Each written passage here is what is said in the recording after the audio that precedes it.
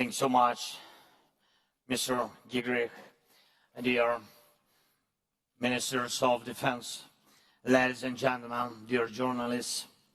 I'm pleased to address you here today at IISS, Shangri-La Dialogue. For many years, in such summits, including here in Singapore, people discussed the importance of diplomacy. And it's often said that brutal force should not dominate the world.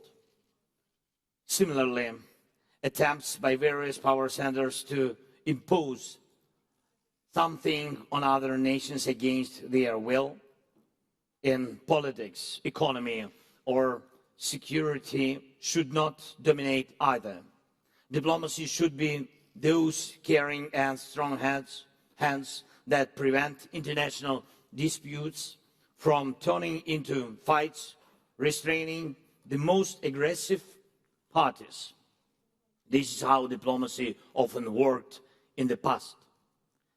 But frankly, the last few decades have not been a time for diplomacy. We have all felt this, and each region, sometimes even countries, have its own experience of how diplomacy has degraded, leaving only disappointment behind. In the 1990s, Ukraine suffered one of the greatest deceptions in the modern history when the security assurances from nuclear powers in exchange for the nuclear arsenal located in Ukraine did not translate into real security. It was exactly 28 years ago these days when Ukraine handed over its last nuclear warheads to Russia. In line with a multilateral international agreement, and it is Russia that has tried to erase Ukraine from the political map of the world. In the 2000s, Ukraine faced the first obvious violations by Russia on our territory and sovereignty, revealing that there was no element of the world's security architecture capable of restraining Russia and forcing it to stick to the principles and purposes of UN Charter. So Putin believes he is allowed to do anything. By the mid-2010s, Russia brought a war to our land, a war that we in Ukraine never wanted, did not provoke, and which expanded into the most treacherous invasion Europe has experienced since World War II. All of this was a series of diplomatic failures and constant attempts to keep the world divided into spheres of influence, which disrupts nations' lives and corrupts global powers. As a result, war. When unity was needed, the world was divided. When bold decisions were required, many were content with the status quo. And when preventive action was necessary to avoid the worst, the aggressor was somehow given time to prepare. We remember how Moscow tempted the world with the talks, all of them which resulted in hollow wars or unacceptable ultimatums. Thus, we found ourselves in a war that now affects everyone in the world and spreads a globally dangerous cult of violence instead of trust in international law, trust that diplomacy should strengthen. But Ukraine will not complain, and I'm here to state we have found a way to restore diplomacy. This is the goal I spoke about last year at the Shangri-La Dialogue, and now we can make it real. Dear friends, not so long ago, it seemed that the world would always be fragmented. But we saw the most nations truly desire and are capable of cooperation, at least as far as collective security is concerned. A clear example are the coalitions from military to humanitarian, formal and informal, which help us withstand the war and prevent Russia from expanding it. These coalitions supporting Ukraine unite countries from all countries with different characters and worldviews. What brought them together? Naturally, diplomacy. Diplomacy does work when it truly aims to protect life. Together with partners, we are defending life and rules-based world order. We are working to obtain air defense systems and co-produce weaponry and drones. And we train our soldiers together. And we counter cyber threats together. We restore energy infrastructure damaged by Russian terror together. Just on Sunday night, Ukraine faced another round of Russian strikes. Nearly, during one day, imagine, nearly 100 missiles and drones. So this has happened hundreds of times throughout the war. And no country could handle this alone. And I thank everyone in the world who helps us with air defense systems, saving lives to our people, and the best, of course, the best Patriot system, the United States, Germany, Netherlands, other our partners who helped us. Thank you so much. Together we are also bringing back Ukrainian children who were deported to Russia from the occupied territories of our country. And we know for sure about 20,000 Ukrainian children who were kidnapped by Putin, kidnapped and taken to Russia. And we know their names. And Russia itself claimed that it took several hundred thousand of our children from the occupied territories of Ukraine. Only the worst criminals do such things. And we must bring all of our children back to Ukraine, to relatives, to parents. Thanks Qatar for the help, and other countries, other partners also, together with our partners, we are bringing back our captured soldiers. There are already dozens such joint initiatives, and they work not only for Ukraine.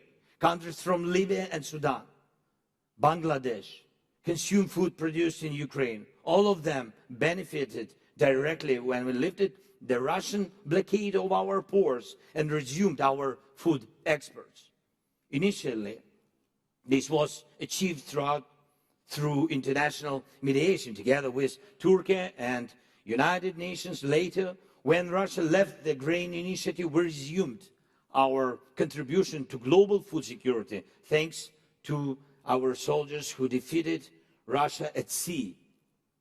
And already 50 million tons of cargo have been exported through our new maritime corridor.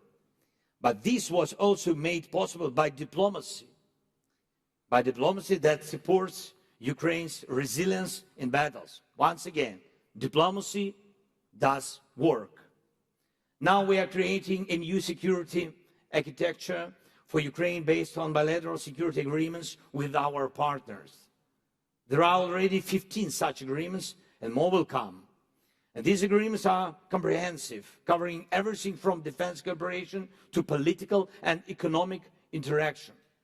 The diplomacy restored the world's habit of keeping with the terms of agreements in real life. Besides, we've proven that now diplomacy resolves issues that Europe has been unable to solve for decades.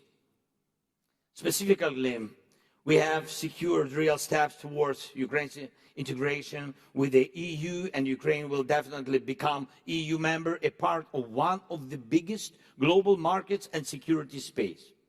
And the key point, of course, peace. Our experience of restoring effective diplomacy has led us to the format of the Global Peace Summit. We are convinced that our world wants to be united and be capable of acting in a complete harmony.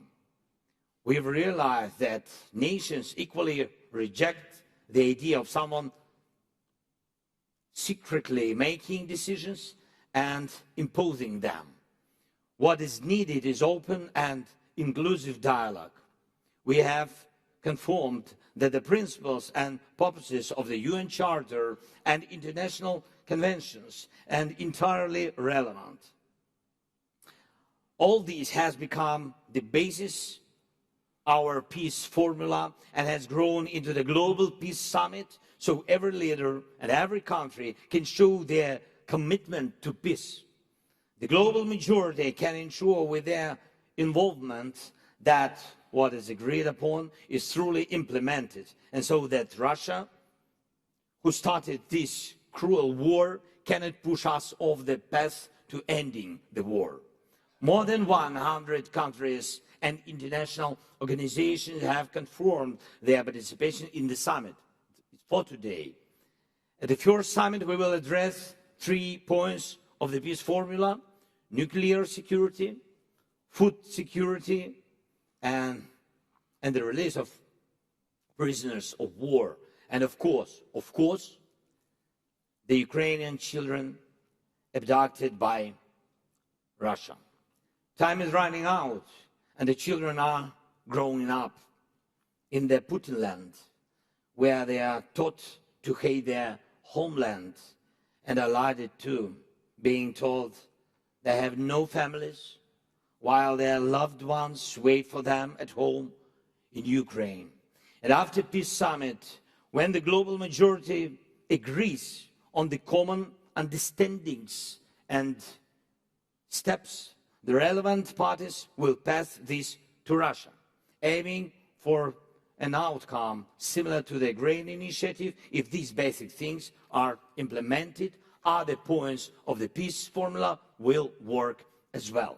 Yes, we are disappointed that some world leaders have not yet confirmed their participation in the Peace Summit. Unfortunately, there are also attempts to disrupt the summit. We do not want to believe that this is a desire for monopolistic power in the world to deny the global community the opportunity to decide on war and peace, and to leave this power in the hands of one or two.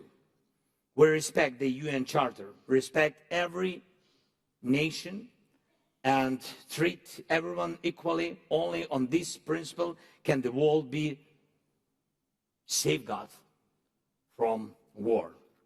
Ukraine proposed peace through diplomacy, an inclusive and fair former global peace summit, and I invite your region, your leaders, countries to join so that your peoples are involved in these global affairs, and by uniting against one war, we create for the world a real experience, the experience of overcoming any war and of diplomacy that does work.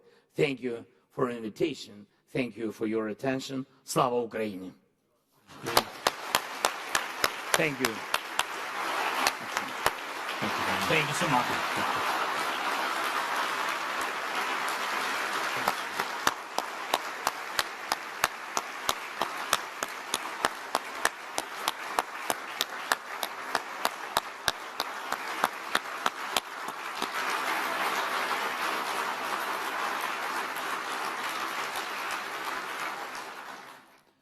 Mr. President, thank you so much for that address to the 21st ISS Shangri-La Dialogue. We will have time for a few questions, and I want to start off, if I may, because you spoke about the path towards ending the war, and you spoke about the Global Peace Summit that is obviously a few weeks away now. What is the one thing, the most important thing you need at this stage from the international community as you pursue that path towards ending the war?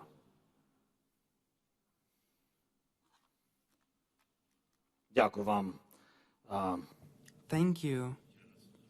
Thank you once again for the invitation and for this question. You know, I believe that as of today, the main thing is that the civilized world has already done this main thing. it did not allow for the seizure of Ukraine. Alongside with our warriors, with our people, you know that in the first days of and weeks and months of the war, it was very difficult. It was simply very difficult. And the resilience of our nation, this resilience has provided strength to our warriors. And the united world ensured that Ukraine is not alone against the aggressor that violates international law. The issue is not with the name of the country. The question is not about naming the aggressor that now leads Russian Federation. The issue is about principles, the principles of respect to human life, to freedom, to the freedom of speech, to the will to choose one's own life and to have the right to live. And it seems to me that all this was violated by one single person, Putin.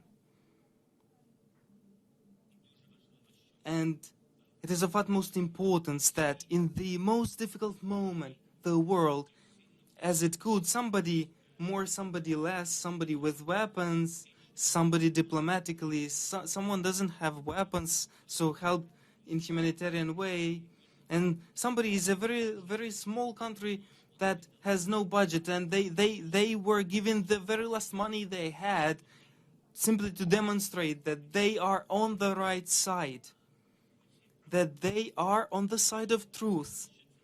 And it seems to me that that is the most important thing that the world has done. Now Russia is trying to disrupt the peace summit, and that is true.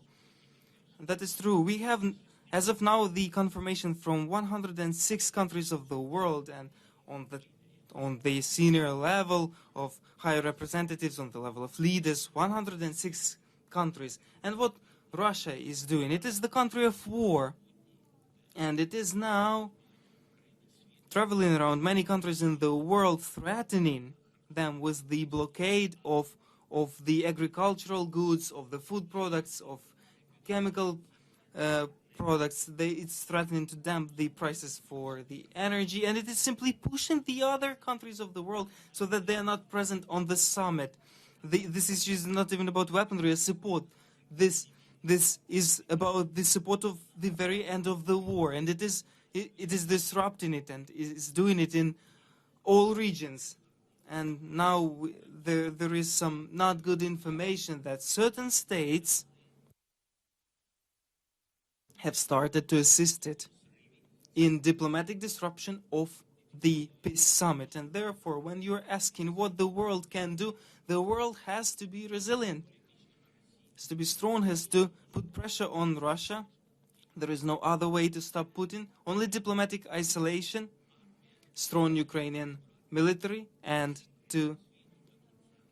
for all the countries of the world to not balance between Ukraine and Russia, but defend international justice and law. Thank you very much. We have time to take a few questions from the floor. We will take them one by one. I can already say we won't get through all the list that we have here on my screen, but I want to give President Zelenskyy a chance to answer each question that is posed to him. I'll start with a question from the region here, from Cambodia. Ned Chantima, please. Your microphone is live. Thank you for the floor. President Zelenskyy, you remarked before that Israel's right to defense is indisputable, as the right to self-defense is codified under the UN Charter. Meanwhile, you and your Western allies have also repeatedly referred to the rule of law when conducting relations and responding to hostilities internally and in the international community. As such, don't you think there should be a collective call from yourself and your allies to call upon the Israeli government to adhere to international humanitarian law, namely the principle of proportionality, the distinction between combatants and civilians, and the prohibition of inflicting unnecessary suffering on the civilian Palestinian population? Thank you.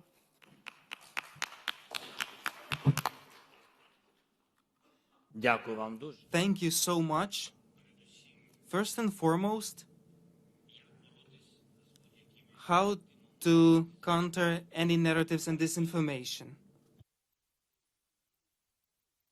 To look into each fact separately, look into details, and to see the truth. You can ask the question as you have now posed, and to join all the questions to unite the attacks of Hamas against Israel and then the pressure of Israel to Gaza. Or you can look into details. Ukraine is a just country that respects international law and the UN Charter. Ukraine has said if terrorists from Hamas, and this was in the first days of the terrorist attack against Israel, if terrorists of Hamas attack civilians, Israel has the right to defend. So let's not mix everything to one issue. And then afterwards, Ukraine has said, when Israel was in the territory of Gaza and there was a humanitarian crisis, Ukraine said, first, we are ready to help humanitarianly to Gaza. Secondly, you need to respect international laws. Thirdly, Ukraine recognizes two states, Israel and Palestine, and it will do everything for Israel to stop, to end this conflict so that civilians do not suffer. So please, do not mix the two periods into one. Thank you. Thank you very much. I will next ask the Executive Chairman of the ISS from the UK, Sir John Chipman. Mr. President, one of the principles of international law is that if one country illegally invades another country, they are liable to pay compensation and reparations for the loss of property and persons. When, after Iraq invaded Kuwait in 1990, the war ended with Saddam Hussein retreating to Baghdad, a UN compensation committee did disperse elements of Iraq's state assets to compensate Kuwait. There is a legal argument that Russia's state assets could similarly be used. Will this issue be discussed at your peace conference? The question of justice, of which the frozen assets is part of, and compensation is part of. Everything that Russia has brought to Ukrainian territory, we can discuss this, but this issue will not be in our communique because there will be three issues on this summit: food security, nuclear security, and getting back stolen Ukrainian children. These are three main issues. Undoubtedly, the question regarding frozen assets, it is being discussed permanently by our partners. Of course, Russia has to feel that this war is of high price, but not only to us, for European continent, and for Africa or Asia because of the blockade of the Black Sea and food products, but because they are the aggressor. And for this, we need to have an opportunity. We need to be given the opportunity. This will be right to say that we are being given an opportunity for a certain mechanism to use frozen assets. Now, only in Europe there are around 300 billion of such assets. This will not be enough to compensate for everything that Russia has done in Ukraine, but if the frozen assets will be not only frozen in the EU, but will be used in Ukraine, then the immediate circle next to Putin and Putin himself, they will feel that this war is expensive to them. Thank you very much. We have a very long list, but we're running out of time. So I'll ask for one more question that I'll ask President Zelenskyy to address, and I'll give the floor to Vela Nouns, please. Thank you, Bastian. President Zelenskyy, with a view to the Global Peace Summit to be convened in Switzerland in 2 weeks' time, what would you hope for from this region, from countries in this region? And perhaps to Minister Ung, how might Singapore be able to support this process? Thank you. Thank you very much, Will. If I may ask President Zelenskyy to address that question, then I'll give the word to Minister Ong to speak for the host nation, Mr. President. Firstly, it is of great pleasure for me to be in Singapore, and I'm very pleased that me and my team were invited today. I will have the meeting with the President and Prime Minister of Singapore. We will discuss in details our bilateral relations, but the most important thing, I would really want the leader of Singapore to support Ukraine with his personal participation in the peace summit. And the same goes about the countries in the region. We truly count that you will support this summit. You will be present in Switzerland. We have on the agenda three points, but yet again I underscore, we are very open, normal people, and this was previously discussed with the Swiss side. We are ready to hear various proposals and thoughts that lead us not to continuation of the war, this is important, but to the end of it, and to sustainable and just peace for Ukraine. Thank you very much. Дуже дякую. Dr. Ong, has Singapore decided how it will be involved in this process? Well, first let me just thank President Zelenskyy for being here, express my personal admiration. 2 years ago, this is not your first address to Shangri-La Dialogue. If all of us remember, 2 years ago you addressed us. We're not sure we were here, but we weren't sure where you were, and it was a particularly dark period because we were coming out of COVID. And I would say that all the audience here listened with rapt attention, and we knew that we were part of history in the making, and deep admiration for your leadership, as well as the resilience of the people in Ukraine. So, sir, you have our admiration, and thank you for your leadership. Thanks so much.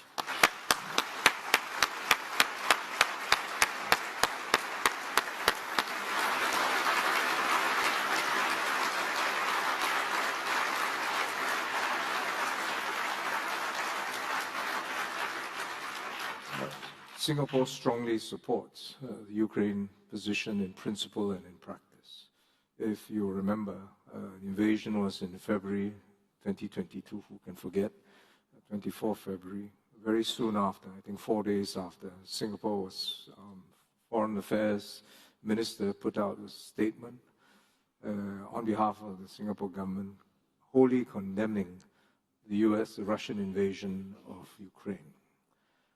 And unilaterally, we began sanctions against Russian banks and other entities that we thought could facilitate or aid in the conduct of war of Russia against Ukraine.